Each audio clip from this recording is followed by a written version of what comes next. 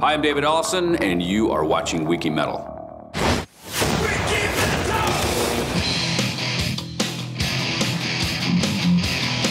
You take a mortal man.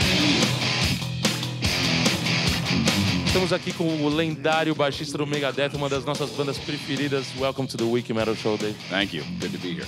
It's great to have you again in Brazil. And now you're releasing this DVD, Countdown to Extinction, celebrating 20 years of this legendary album. How is it like?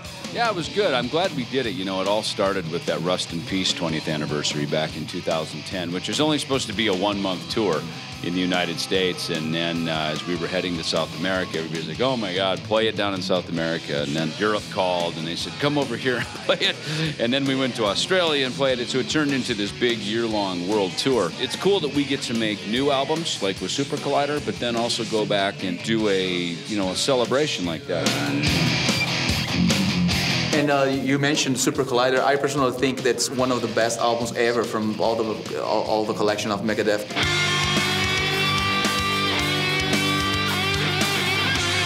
Can you talk a little bit about the album, the reception of the fans? Because it's really good. Songs like Dance in the Rain or Forget to Remember, they are just amazing.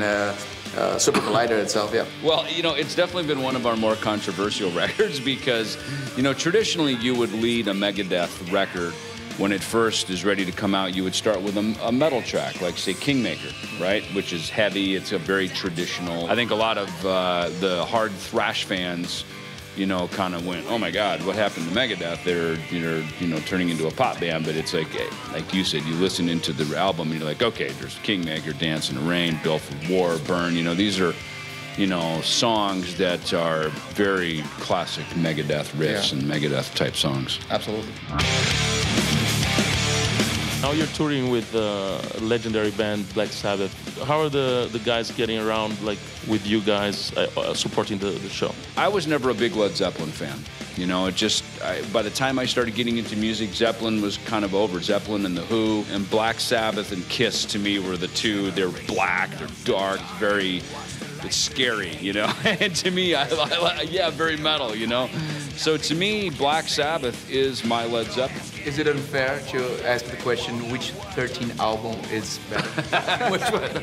Well, I'm a little partial to ours, naturally, you know, but... You released it first. Yeah, exactly. Well, and it's funny with that, because I remember I walked into the studio one day when we were recording that, you know, and I said, we were kind of just talking about album titles, and I said, you know, we never have titled anything after a number, and it is 13, and it's kind of spooky, and it's scary, and it's metal, and I'm glad that we ended up calling it that, because it's not like our fourth album, you know.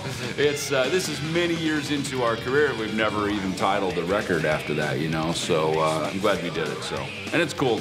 Look, if anyone can get away with calling the record 13, it's definitely Black Sabbath.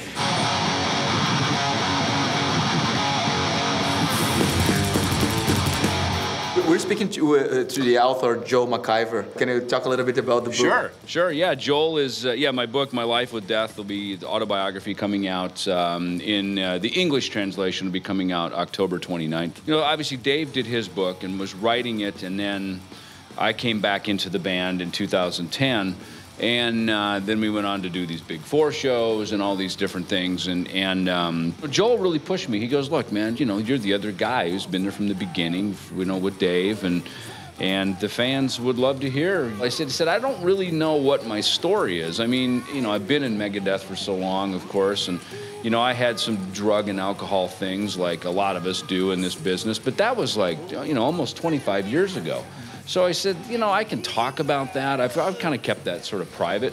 I thought if I tell that part of my story, maybe that can be an inspiration to some other musicians and even fans to know that, you know, we can all be into metal and we can love our heavy metal life, but not have to get caught up in that lifestyle, which, you know, distracts many musicians and certainly can harm a lot of fans.